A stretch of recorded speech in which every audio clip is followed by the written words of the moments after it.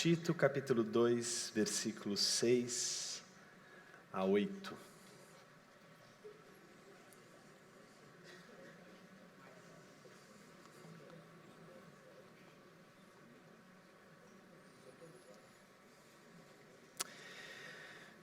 Da mesma maneira, encoraje os jovens a serem prudentes. Em tudo, seja você mesmo um exemplo para eles, fazendo boas obras. Em seu ensino, mostre integridade e seriedade, use linguagem sadia, contra a qual nada se possa dizer, para que aqueles que se opõem a você fiquem envergonhados por não poderem falar mal de nós. Essa é uma passagem muito curiosa da epístola de Paulo a Tito e ocupa uma seção da epístola em que Paulo está dedicado a oferecer alguns conselhos de ordem ética, não é? Para alguns grupos fortes da comunidade, tal como acontece nas outras epístolas, em especial a de Colossenses, seguindo inclusive uma ordem semelhante. O grupo que nos interessa aqui é o grupo em que ele se dirige aos jovens. E eu queria, antes da gente entrar propriamente no texto, lembrar de um importante teólogo da Igreja Antiga, dentre os pais capadócios, chamado Basílio de Cesareia, ou São Basílio. Ele escreveu um livreto que eu acho que em uma viagem de ida e volta no busão você termina facilmente. Chama-se Carta aos Jovens sobre a utilidade da literatura pagã. Um livro interessantíssimo. Ele abre esse livro que ele dedica como um pastor, que é considerado entre os pais capadócios aquele que mais tinha capacidade em termos de conhecimento e, ao mesmo tempo, uma vida piedosa. A gente se encontra nele uma preocupação extremamente elevada com a juventude. Ele é um pastor extremamente culto, extremamente reconhecido, principalmente no contexto cultural, não é? Que envolve a Ásia proconsular. Mas, além de ser tudo isso, ele é alguém que conta com a admiração dos jovens da igreja. E dá para ver o porquê que ele conta com a admiração dos jovens da igreja, porque ele gasta tempo com os jovens da igreja. É interessante a gente encontrar um livrinho como esse, escrito por um pai da igreja, e se assombrar com a leitura desse livro, dizendo, puxa vida, mas que inovador, é estranho. A gente tem que se perguntar o que a gente perdeu nesse caminho. E em troca do quê? Que é o pior de tudo.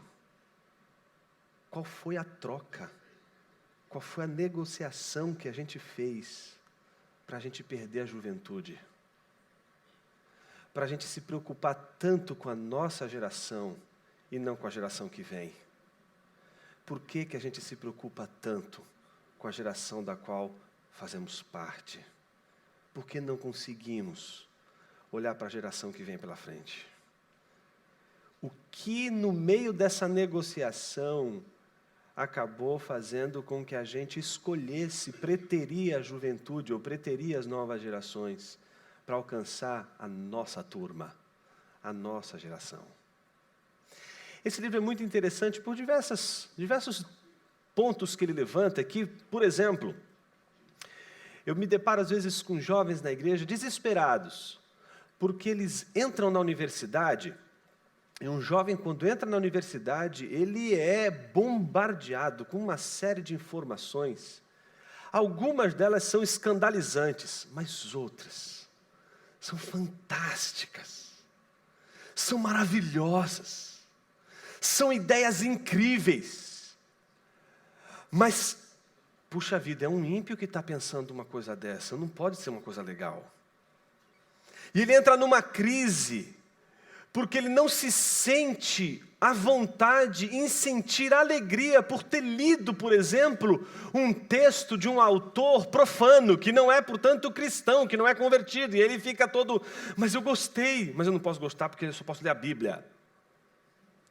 E aí ele entra numa crise danada, porque ele chega na universidade e o professor desafia ele ao seguinte: olha, você não pode permitir que ninguém pense por você. Você não pode aceitar que as pessoas pensem por você. Você tem que pensar por conta própria.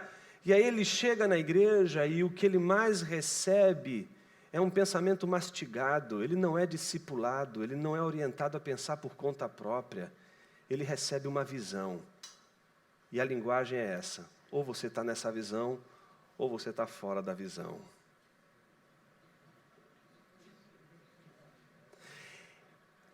E aí eu sempre dou esse livrinho para o sujeito ler. E quando ele lê, ele descobre, puxa vida, o que esse pastor está dizendo é que o meu professor universitário também diz. Que eu não devo permitir que ninguém pense por mim.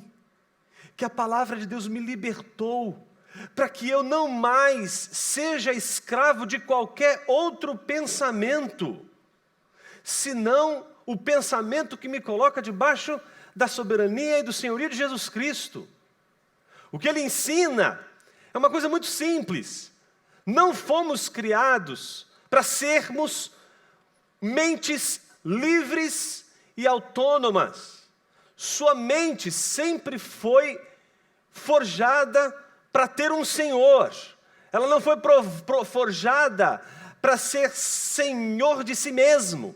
A grande pergunta é: de quem você é escravo?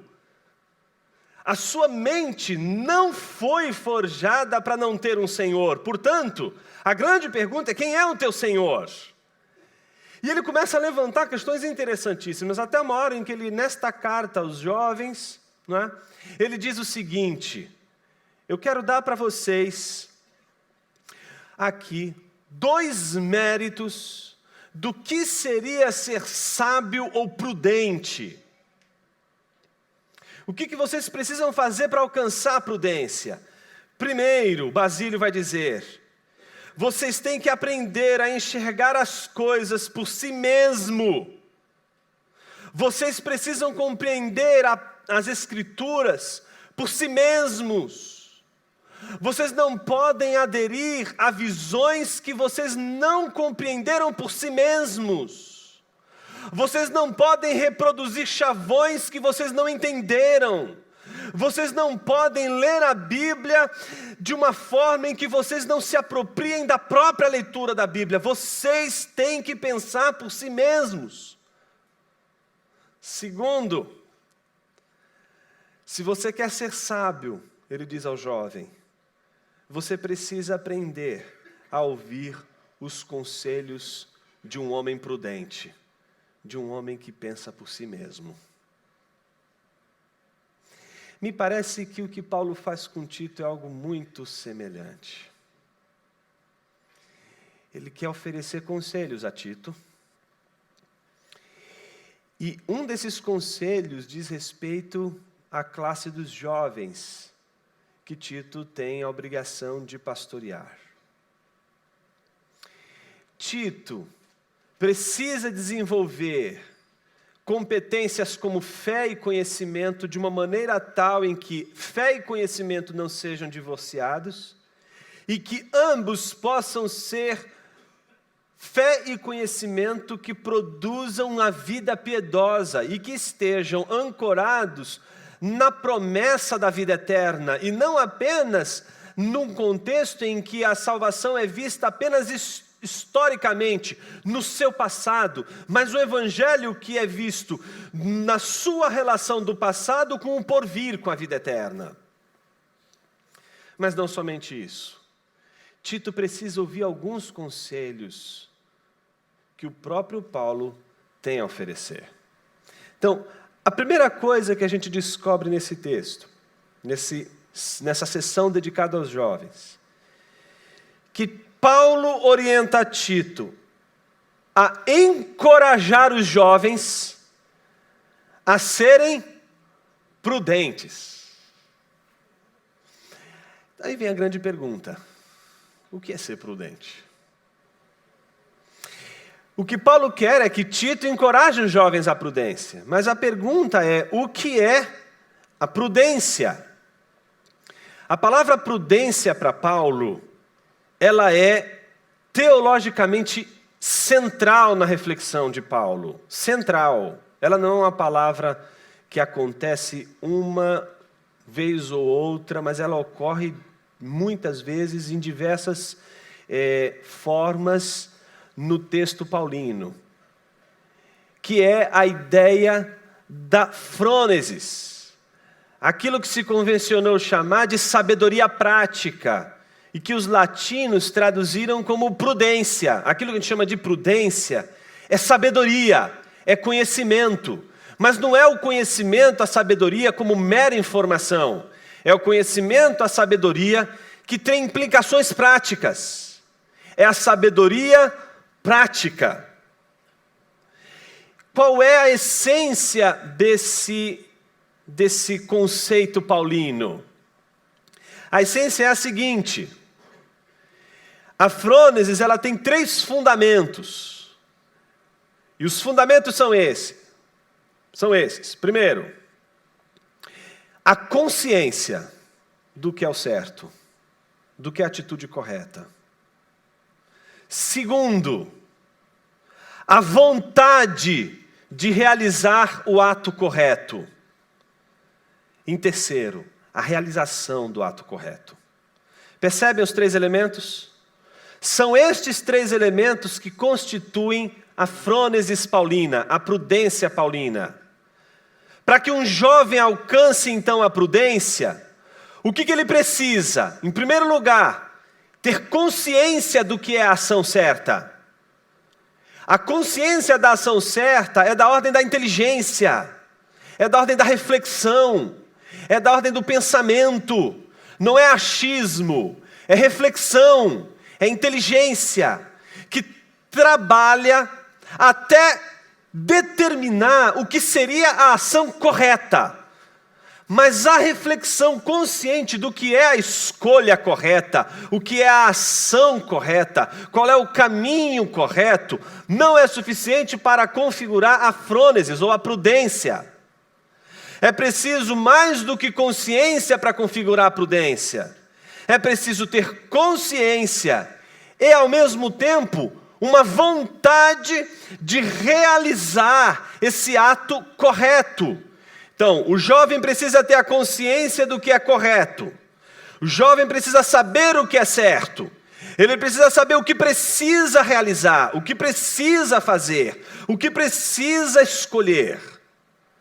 Mas ele não pode apenas pensar o que é certo, ao descobrir intelectualmente o que é correto.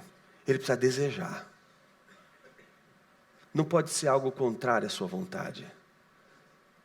A frônesis não permite o entendimento do que é a ação certa associado à vontade de fazer o contrário do que é o correto.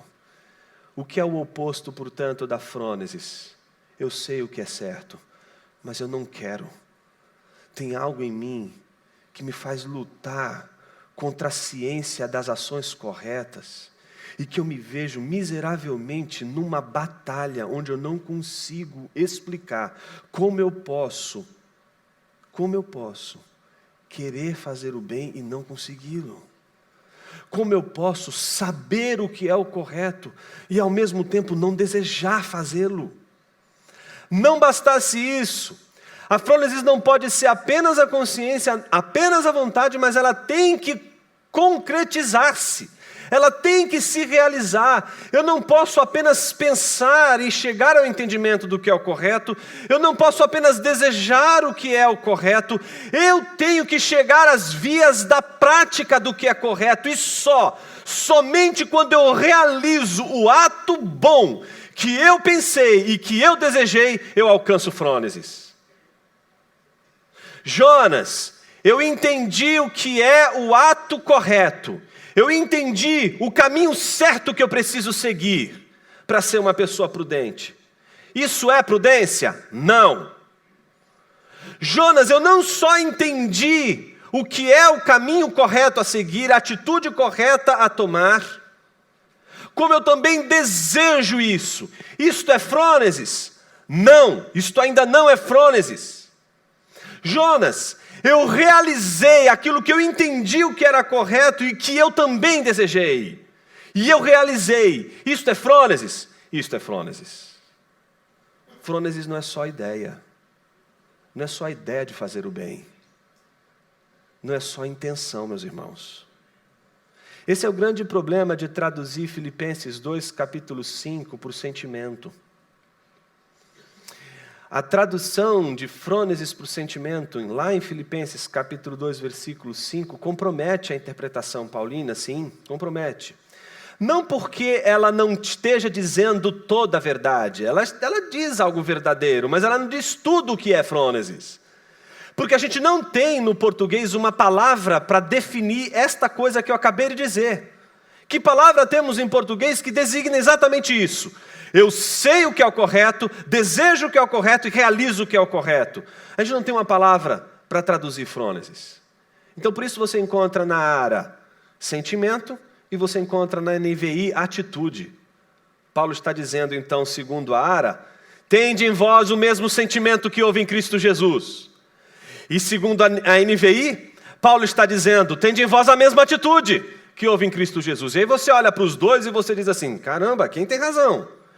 Eu tenho que ter sentimento ou eu tenho que ter atitude?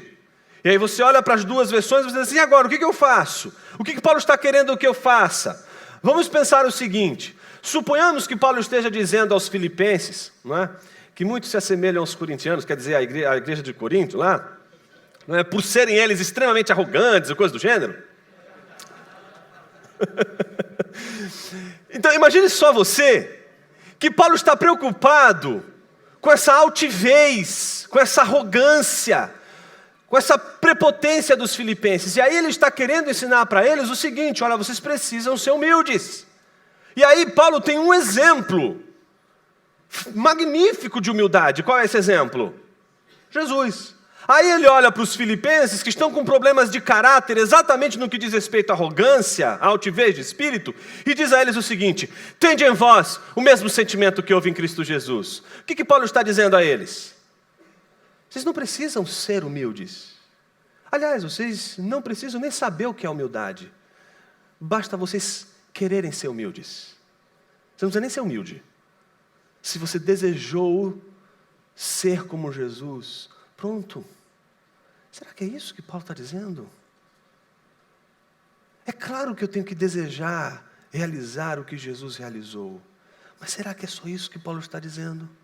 Bom, vamos lá. Parece que a NVI melhora bastante a nossa situação e traduz como atitude, que na minha opinião, parece que essa opção nos impede de um erro maior, que a gente cometeria se a gente entendesse frônesis apenas como sentimento, que é a palavra atitude.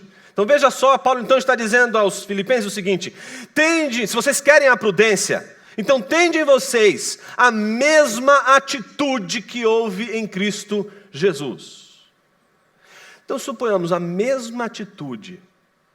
Suponhamos que uma pessoa esteja diante da coisa certa a fazer. E a coisa certa a fazer seja aquilo que Deus mandou ela fazer. E quando Deus manda, obedece quem tem juízo. Tá certo? Aí o sujeito diz assim, mas eu não quero fazer o que Deus quer. Coisa que a gente não sabe, a gente não tem esse tipo de experiência. Então fica difícil a gente formular na cabeça o que significaria para nós não querer fazer o que Deus quer que a gente faça. Então é mais fácil a gente saber o que Deus quer que a gente faça como sendo aquilo que a gente quer fazer. Claro que estou sendo irônico. Eu estou dizendo que para a gente é muito mais fácil a gente perceber exatamente essa experiência. De saber que Deus quer que a gente faça X, mas a gente não quer fazer o X. Mas, por conta do temor, o que a gente faz? É capaz de fazer o que Deus quer que a gente faça, dizendo, eu não quero. Eu não quero. Eu estou nesta igreja, mas eu não quero estar nessa igreja. Eu estou fazendo o que Deus quer que eu faça, mas eu não quero fazer o que Deus quer que eu faça. Deus pediu e eu estou fazendo o que Ele está pedindo para fazer. Mas eu não quero fazer, mas eu estou sendo obediente. Você está sendo obediente, mas você não está sendo frenético. Melhor, você está sendo frenético e não frenético.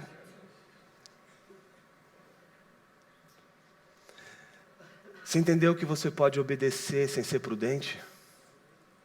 E obedecer sem ser prudente, em nada você se assemelha a Jesus.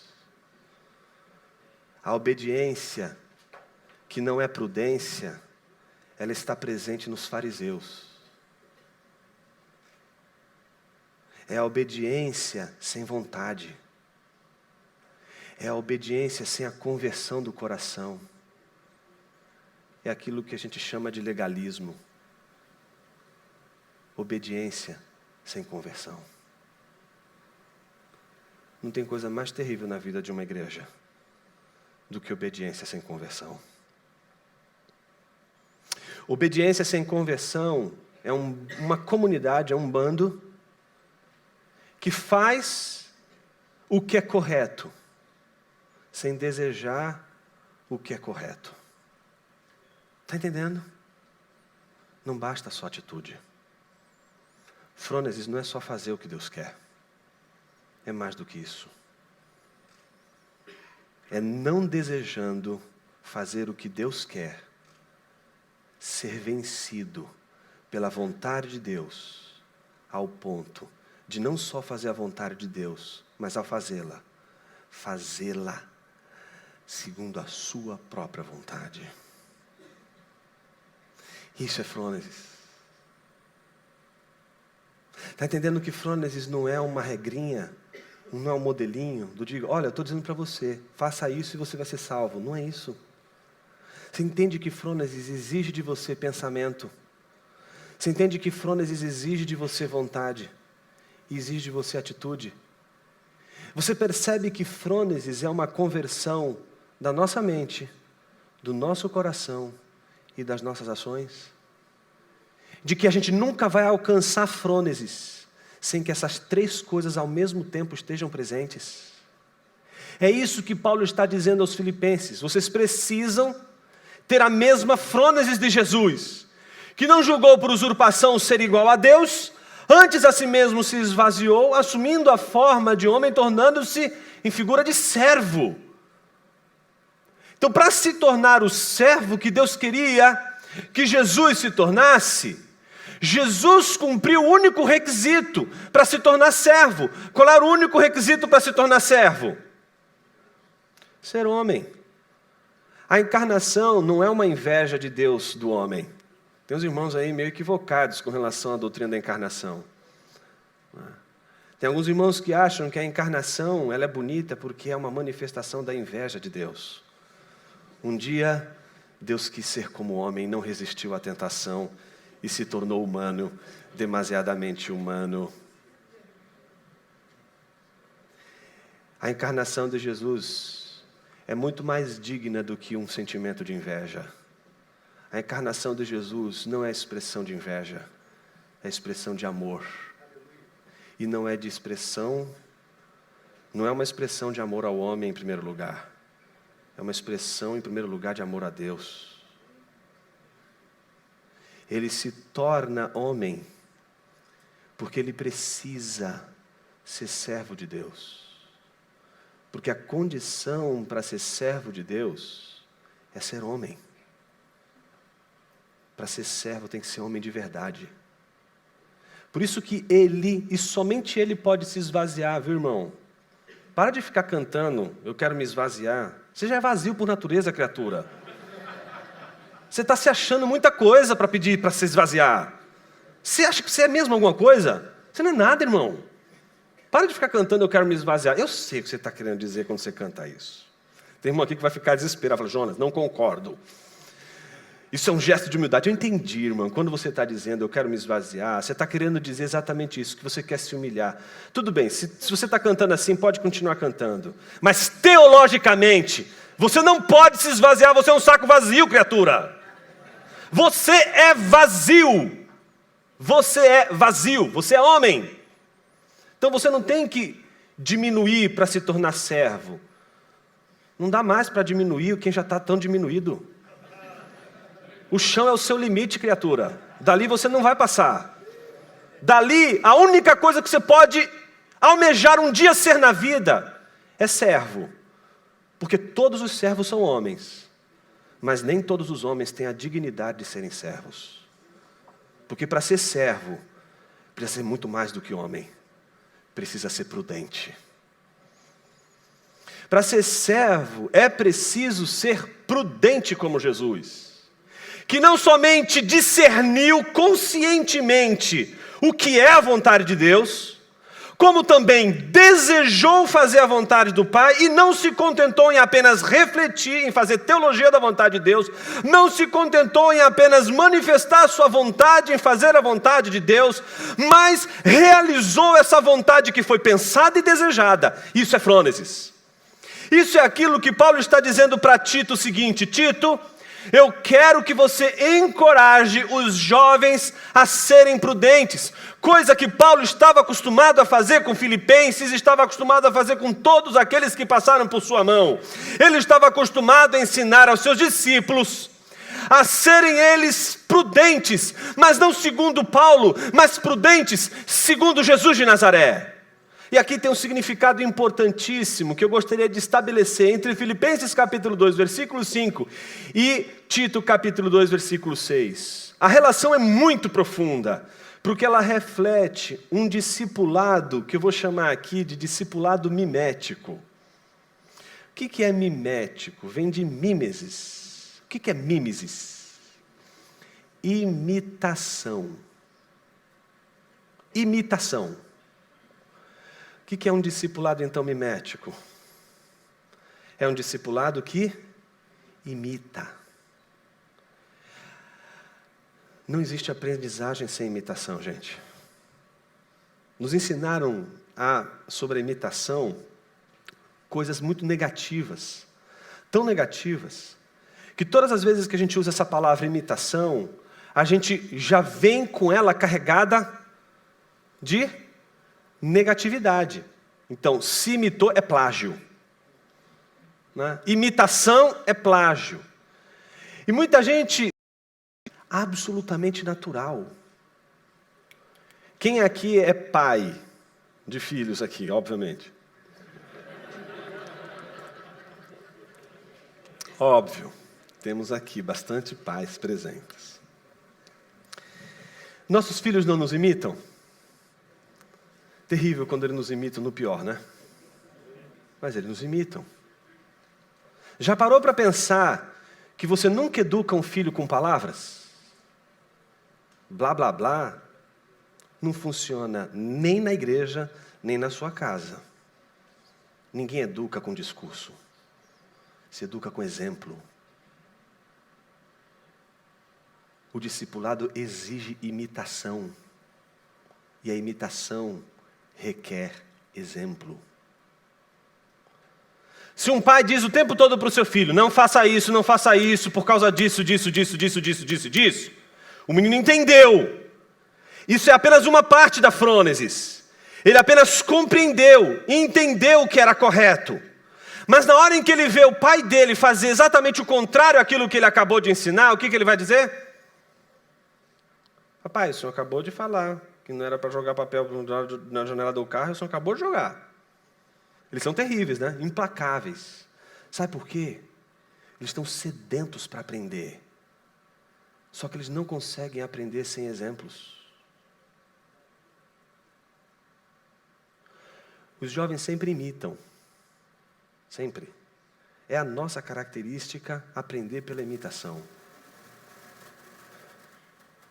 Já parou para pensar se a gente fosse... Tem músicos aqui, né? Já pensou se a gente quisesse ser músico sem imitar? Imagina o professor falou assim, olha, não, faça assim, como eu estou fazendo. O que o músico tem que fazer que está aprendendo lá? Tem que imitar. Alguns imitam até demais. Vira plágio. Mas o que é a imitação, se não uma forma de você receber influências? Você vai entrevistar músicos, as perguntas que geralmente se fazem é: quais são suas influências? Eu escuto X, eu escuto Y, eu escuto Z. Então, a minha formação musical é fruto de toda essa confluência de personagens que influenciaram a minha música, me influenciaram a arte. Então, tem um pouco de todos esses que eu acabei de citar na minha arte. Ou seja, ele acabou imitando várias de todas essas aprendizagens que ele tem ao longo da vida, mas sempre vendo. Ele sempre viu alguém fazer algo antes e imitou. Então, me parece que a gente às vezes tem um olhar muito negativo para a imitação, quando, na verdade, a gente depende dela para aprender as coisas. E a linha entre o plágio e a imitação, ela é muito tênue. Muito tênue. Mas não dá para você aprender absolutamente nada sem você imitar. Quando você quer ensinar alguma coisa para o filho, o que você faz? Mostra para ele. Olha como é que se faz. Olha o macete. Aí você ensina o macete. Eu estava conversando esses dias com um cirurgião e ele estava dizendo, olha, eu posso dar aulas, e eu dou várias aulas na universidade, não é? E eu ensino os conceitos. Mas o que vale mesmo é quando a gente está lá fazendo a dissecação e eu falo, rapaz, você está tremendo esse bisturi. Pega o bisturi assim. Agora, passa o corte desse jeito. Não dobra assim, é deste jeito. Todos esses macetes que ele vai, mostra e mostra fazendo, aquilo entra. E o que os alunos começam a fazer? Começam a imitar. A gente aprende por imitação. A gente aprende por modelos. Dá para entender por que os nossos jovens estão tão desinteressados por Bíblia? Dá para ver por que os nossos jovens não conseguem conversar sobre arte, cultura e cinema com nossos pastores? Dá para entender por que os nossos jovens não olham mais para os pastores, nossa classe pastoral, com aquele olhar de admiração, mas às vezes tem até vergonha? Dá para entender por quê? Muitas vezes parece que a nossa crise, ela é uma crise de frônesis, falta prudência, mas falta não só a prudência, falta o elemento que concretiza a prudência, que é o sujeito. A prudência é só uma ideia. A ideia que diz, olha, você tem que ter consciência do que é certo, você precisa querer fazer o que é certo, e você precisa fazer o que é certo. Isso é uma ideia.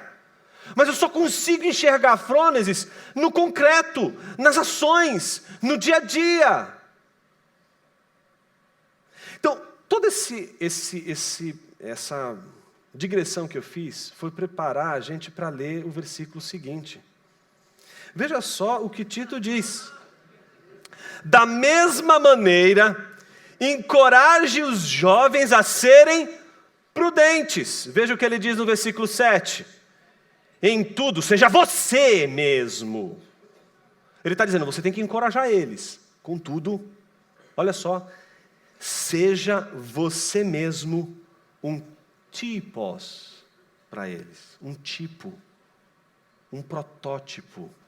Alguém que eles possam olhar e fazer a seguinte pergunta: numa situação como essa, como Tito faria? Como Tito agiria? Ele é o meu modelo, ele é quem eu quero ser, é ele que eu quero imitar. Não é à toa que Paulo dizia para todos aqueles que o seguiam, que eles deveriam ser imitadores de Paulo, como Paulo era um imitador de Cristo. Então veja só como o texto é bem interessante. Em tudo seja você mesmo um exemplo para eles. E aí ele caracteriza esse exemplo de duas maneiras. Uma maneira relacionada à pragmática da vida cristã e a outra relacionada à tarefa intelectual da vida cristã. Relacionada à prática. O que Paulo diz a Timóteo: você deve dar exemplos fazendo boas obras. Não tem justificativa aqui, você está entendendo? Paulo não está dizendo, olha, você tem que fazer boas obras porque você tem que ser cara de bonzinho. Você tem que ser um bom moço. E as pessoas não podem duvidar do seu caráter. Então, se você fizer de conta, né, que está fazendo boas obras, isso já não é frônesis. A frônesis são as boas obras que são realizadas por aquele que tem a consciência de que as boas obras elas são corretas, ele tem consciência disso, ele deseja fazer essas boas obras e ele não fica no campo das ideias, ele realiza, ele faz as boas obras.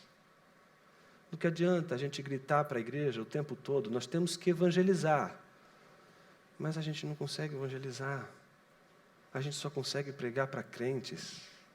Nosso vocabulário se adequou tanto ao universo evangélico que a gente, quando sai da igreja, a gente cumprimenta o nosso patrão como varão. Bom dia, varão! Um dia um amigo meu, da USP, ele perguntou assim, Jonas, você é evangélico, né? Quando ele falou isso, eu respirei fundo, eu falei, bom, o que vem pela frente, né? Escuta, me explica esse negócio de varão e varoa. Eu falei, cara, como você ouviu esse negócio? Não, tem uns evangélicos que eu vi lá falando varão, varoa, não entendi nada disso. Aí eu peguei e expliquei para ele, bicho, é o seguinte, ó, você tem traduções na Bíblia, e algumas traduções são oitocentistas. Elas são carregadas de uma linguagem arcaica.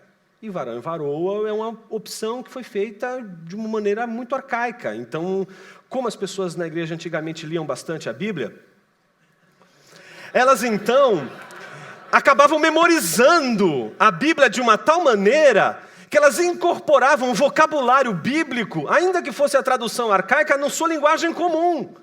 Mas Jonas, isso é bizarro. Eu falei, pô, é verdade, cara, é bizarro. Por que é bizarro? Porque a gente se desconectou. A gente não consegue perceber que uma linguagem como essa que a gente diz, não, Jonas, mas é a linguagem dos irmãos, ela pode excluir pessoas.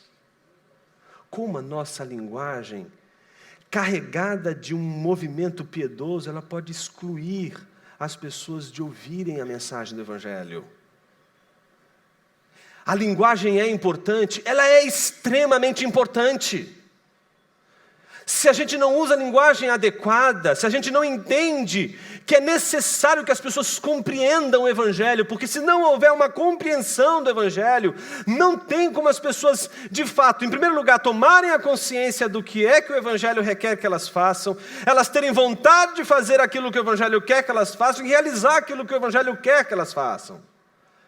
Então veja como Paulo, em primeiro lugar, vai estabelecer para Tito o seguinte, para que eles aprendam a serem prudentes, Tito. Não adianta você ficar no blá, blá, blá, blá, blá, blá, blá, blá, blá. Olha, alunos, é o seguinte, primeiro tópico, a prudência é, em primeiro lugar, tome consciência do que é a atitude certa. Segundo lugar, o conceito de prudência diz que você deve querer fazer o bem. Em terceiro lugar, o conceito de prudência diz que você deve realizar o bem. Então, fazendo tudo isso, você então será prudente.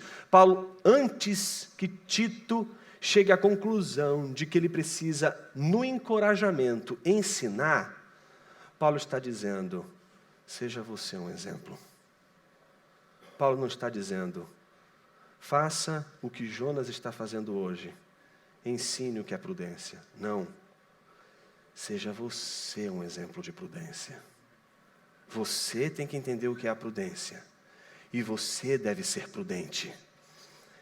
E como você vai ensinar a prudência para os jovens? Em primeiro lugar, praticando boas obras. E a gente já sabe que essas boas obras não podem ser praticadas contra a própria vontade. Senão já não vai ser mais frônesis. Aquele que vai ensinar a frônese ao jovem, ele precisa não só fazer a boa obra, ele precisa desejar a boa obra e precisa entender que ela é aquilo que Deus quer que ele realize. Segundo, em seu ensino, e aí a figura muda do aspecto pragmático para o aspecto intelectual. No ensino, mostre 3 coisas. Primeiro, integridade. Meus irmãos, não precisa a gente gastar muito tempo para a gente perceber o quanto a nossa nação sofre uma crise de integridade. Em todos os seus ramos, em todos os seus segmentos, desde o mais alto escalão até o mais baixo. E a grande pergunta é: o que é integridade, senão a ausência de prudência? A prudência torna você consistente. A prudência é o antônimo do homem miserável. Se existe um contraponto, está entre o homem miserável e o homem prudente. O homem miserável tem a sua consciência, a sua vontade, as suas ações em contradição. O homem prudente tem todos esses instrumentos afinados e tocando harmoniosamente. Por isso, quando não manifestamos a frônesis, manifestamos sinais de miséria, e não os sinais da imagem do Filho de Deus, a imagem de Cristo Jesus. É preciso imitar o último Adão e não o primeiro Adão. O nosso modelo é o segundo Adão e não o primeiro. Não é aquele que descontrolou a consciência, a vontade e as ações, mas aquele que soube dizer: Senhor, se preciso for, afasta de mim esse cálice, mas seja feita tua vontade. Que direi eu, pois, nessa hora? Livra-me? Não, foi para isso que eu vim, glorifica teu filho. Sabe qual é a pior maneira de você começar a frônesis? Negando sua vontade. Você fazendo de conta que você quer fazer a vontade de Deus, quando você não quer fazer a vontade de Deus. É melhor que você seja sincero e que você lute com Deus. Como diz Kierkegaard, a oração é uma luta com Deus. Uma luta em que você vence todas as vezes que Deus te vence. É interessante perceber que essa luta precisa acontecer, para que o seu sim seja um sim verdadeiro. Porque quando o seu sim é uma máscara do não, você nunca saberá o que é ser prudente. A prudência exige que o seu sim não seja só da boca, mas seja do coração, seja da mente. E olha que coisa curiosa. Isso, o que nos fornece essa fonte, é a integridade. É o todo.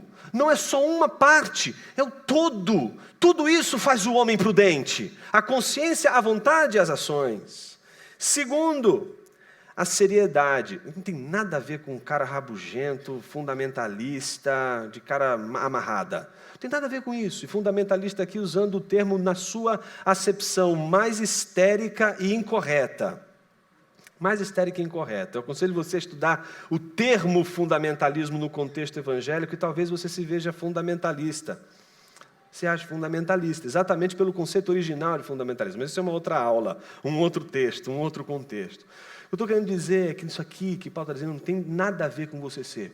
A paz do Senhor, irmão. O cara impostar a voz para orar, né? Senhor, meu Deus. E aí você está transparecendo ali toda uma imagem de seriedade. Não é isso, seriedade aqui é rigor. O termo grego aqui é excelência. Você sabe que uma das coisas que Jesus ensinou aos discípulos e que deveria servir muito para a gente é a consciência de que tudo aquilo que a gente fizer para Deus tem que ser feito com seriedade, sinônimo de rigor, excelência, o melhor que a gente pode fazer. Quando estava aquela disputa para saber quem era o discípulo que ocuparia o melhor lugar no alto escalão da hierarquia divina, coisa que nós não sabemos, que a gente não procura esse tipo de coisa nas nossas igrejas, nem no nosso ministério, Jesus para tudo e diz assim: olha, depois de vocês tiverem feito tudo o que vos ordenei, digam, sou um servo inútil. Eu vejo um monte de gente fazendo uma exegese, meus irmãos, extremamente bizarra dessa passagem. Tem irmão que não tem seriedade nenhuma, esculacha com as coisas de Deus, esculacha com a obra de Deus, e diz, eu sou um inútil mesmo. Então faz tudo errado, e aí diz, a gente é só um inútil. Faz tudo errado, e no final diz, mas está vendo? Bem que a Bíblia diz, nós somos inúteis. fulano, você tem que lavar a boca para dizer esse versículo. Esse versículo não pode ser dito por você. Você não tem dignidade para dizer esse versículo. Se você fez a coisa de maneira relaxada, sem rigor nenhum, você não tem dignidade para dizer, sou um servo inútil. Este versículo não foi para você. Jesus não te autorizou a dizer isso. Jesus só autorizou uma parte dos discípulos a dizerem isso. Somos servos inúteis. E qual parte? Aquela parte que, depois de terem feito tudo conforme vos ordenei. Então não é porque os caras fizeram esculachadamente ou na desobediência ou de qualquer jeito. É depois de fazer a obra de Deus impecável, sem nenhum ponto, nem irrepreensível, íntegro e sério, com rigor, sem ter nenhuma mancha, sem ter nenhuma mácula, depois de você ter apresentado a obra tal como Ele pediu, é ali que você tem que, depois de ter feito, dizer, sou um servo inútil. Aí sim, meu irmão, você tem essa digna honra de poder dizer, eu sou um servo inútil. Mas se você fez as coisas relaxadamente, você não tem essa dignidade, você não tem essa autoridade, você não está autorizado a dizer isso. E mais, não é Jesus que depois que você faz tudo bonitinho, olha para você e diz, mas tu é um inútil mesmo, hein? Não, é você, criatura. A confissão da inutilidade é minha, é tua. Somos nós que temos que ter a consciência que mesmo depois de termos feito tudo conforme foi ordenado, somos nós que temos que dizer, Senhor, tudo isso aqui não serve para mim. Eu não plantei essa igreja para minha glória. Eu não estou pastoreando esses jovens para o meu nome. Eu não estou construindo uma carreira para alcançar um poder. Isto aqui não é um projeto de poder. Isto aqui não serve para eu ganhar dinheiro. Isto aqui não serve para me dar um bom nome. Isto aqui não me serve. Isto aqui só serve para glorificar o teu nome. Isso é só para a tua glória. Isso é só para o teu prazer. Isso é só para que eu possa ter um dia a tua voz bradando nos céus como um dia bradou no Filho de Jesus, no teu Filho de Jesus. Este é meu filho amado, que me dá prazer, e Deus tem prazer nos filhos todas as vezes em que eles são prudentes, todas as vezes em que eles fazem aquilo que Deus quer que eles façam, conscientes daquilo que Deus quer que eles façam, com a vontade de fazer aquilo que Deus quer que eles façam, e realizando concretamente, não é só palavra, não é só pensamento, mas no mundo da vida, aquilo que Deus quer que eles façam. Esses sim, podem dizer com um sorriso no rosto, somos servos inúteis, porque o que fizemos não foi para a nossa glória, nada do que fizemos foi para tirar algum proveito pessoal, tudo isso foi feito para dignificar o nome de Jesus. Ensinar com exemplo é desistir de qualquer tentativa de chamar para si mesmo o foco de toda a atenção. J.I. Packer, num livro que você não pode passar dessa vida para outra sem ler, chamado Na Dinâmica do Espírito, um livraço. Ele anuncia um ministério que eu acho ele poderoso. A gente podia começar a trabalhar em nossas igrejas esse ministério. Vai soar meio pentecostal, meus irmãos, mas é uma bênção, acredita? Ministério do holofote, ó que bênção. Ô pastor, gostei desse ministério do holofote.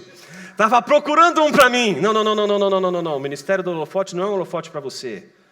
O ministério do holofote é fazer de você um holofote. Holofotes não trazem luz para si mesmos. O holofote ilumina aquilo que precisa ser visto. As suas obras e o que se realiza não aponta para si mesmo. Aponta para o seu Senhor. Por isso dizer, depois de termos feito tudo rigorosamente, com seriedade, aquilo que precisava ser feito, a gente diz, somos servos inúteis, porque não fizemos para nós, fizemos para a sua glória. E se o que a gente fez foi algo que possibilitou pessoas enxergarem a Jesus, isso é maravilhoso, irmão. Que você desapareça. Porque todas as vezes que você desaparecer e alguém ver Jesus, é porque Jesus foi iluminado exatamente por toda a tarefa de pregação e testemunho que imita inclusive o Espírito Santo. Na verdade, essa imitação que é santa do holofote, o J.I. Packer diz que ela é fruto de uma imitação. Ele disse que a gente só pode ser holofote se a gente desejar imitar o Espírito Santo. Que Jesus disse lá em João, não veio para falar de si mesmo, mas veio para falar de Jesus. O Packer diz assim, olha, todas as vezes que alguém olha para o Espírito Santo e diz assim, eu preciso buscar o Espírito Santo, ele diz, pelo amor de Deus, não, eu não, filhinho, é Ele, não é a mim que você tem que correr, você tem que correr para Ele, olha para Jesus. Toda obra do Espírito Santo não é apontar para si mesmo, é apontar para Jesus. Então, se alguém viu Jesus, alguém está possuído pelo Espírito Santo, está sendo alvo da obra do Espírito Santo, o Espírito Santo está testemunhando Jesus, mas ele não é o alvo. Todas as vezes que ele é convertido como alvo, o Packer vai dizer, ele faz o seguinte, não sou eu o alvo, a minha missão é fazer com que Cristo seja visto. Assim deveria ser toda a igreja de Cristo Jesus. Deveria imitar o Espírito Santo. Todas as vezes em que as pessoas acharem que a saída é a igreja, não é a igreja, é Jesus. Olha para Jesus. Toda vez que estiver preocupado com a sua denominação, o Espírito Santo está dizendo para você, olha para Jesus, você está indo para o lugar errado. Para encerrar, integridade, seriedade e linguagem sadia. O que é uma linguagem sadia? Uma linguagem irrepreensível. Uma linguagem irrepreensível é uma linguagem pensada. É aquilo que se fala, mas se reflete, se pondera. Como Paulo está querendo que Tito ensine a prudência aos jovens? Tito, você tem que aprender a ser prudente no ensino. Você não pode falar e as pessoas não te entenderem. Não é? Dizem que é fácil você encontrar um teólogo na igreja. Ele fala tudo o que a gente já sabe com palavras que a gente não entende. Aí a gente está diante de um teólogo. Não, essa agora foi a versão nova, José. Eles conhecem a versão do filósofo, essa é a versão do teólogo. Essa já é uma imitação, é um plágio. Então, a ideia de que você tem que tratar coisas de uma maneira hermética, com palavras extremamente incompreensíveis, ou com palavras que depõem contra tudo aquilo que você está dizendo, que geram contradições. É aquilo que Paulo está dizendo, Tito, fuja disso. Você tem que ser claro, você tem que ser preciso, você tem que ensinar com clareza. E aí ele conclui com uma das coisas mais lindas, contra a qual nada se possa dizer, para que aqueles que se opõem a você fiquem envergonhados por não poderem falar mal de nós. Então, pense na relação você e nós. Ou seja, a finalidade dos opositores de Tito não é denegrir a imagem de Tito, mas a de todos os cristãos.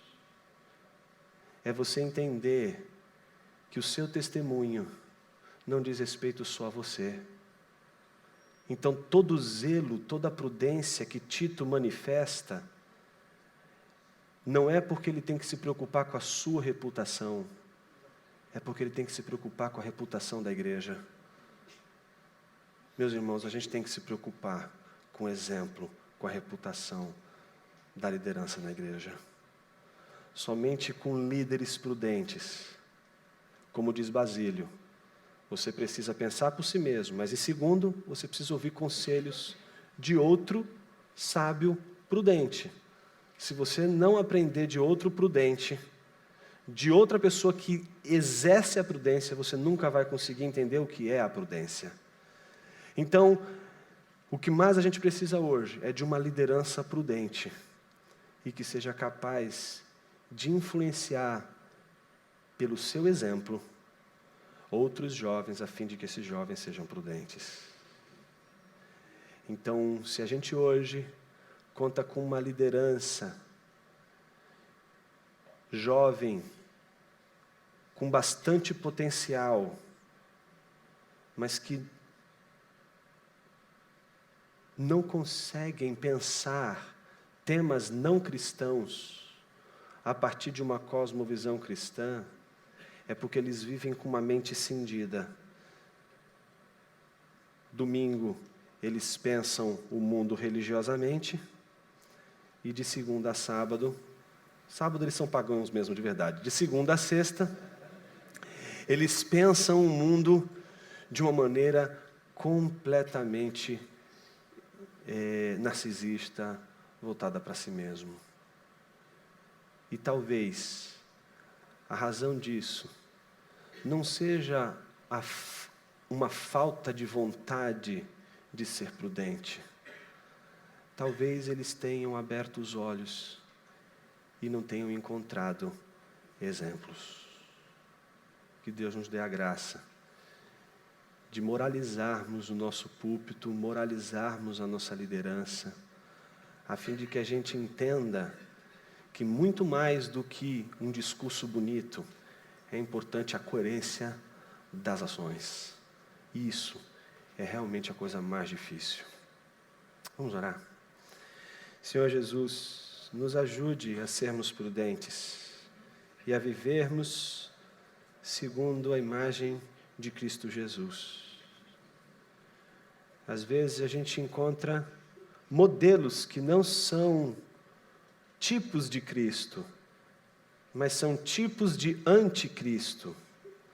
São tipos que nós imitamos e que muitas vezes nos influenciam de uma maneira a nos fazer agir como se fôssemos segundo a imagem do homem miserável.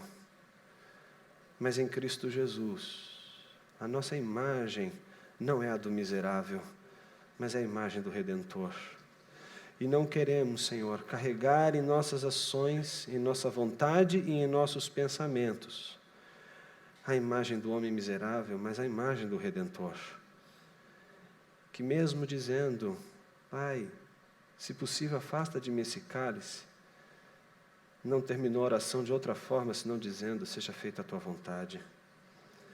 Que a gente possa experimentar a bênção de ter a nossa vontade convertida, a fim de que a gente possa saber dizer não, para poder dizer um sim de verdade.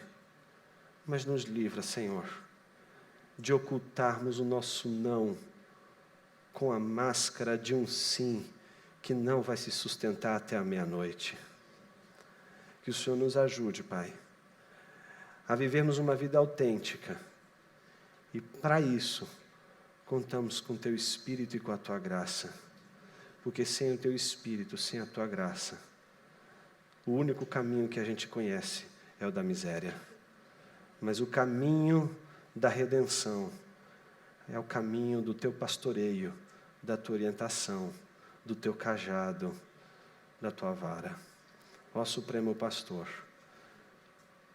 rogamos, como diz o salmista, que o Senhor nos procure, porque na nossa perdição não sabemos voltar para os Teus braços por nossas próprias mãos, nossas próprias forças. A gente quer voltar, mas para voltar, a gente só volta se o Senhor nos encontrar. Que o Senhor nos encontre, ó Supremo Pastor. Assim nós oramos. Amém.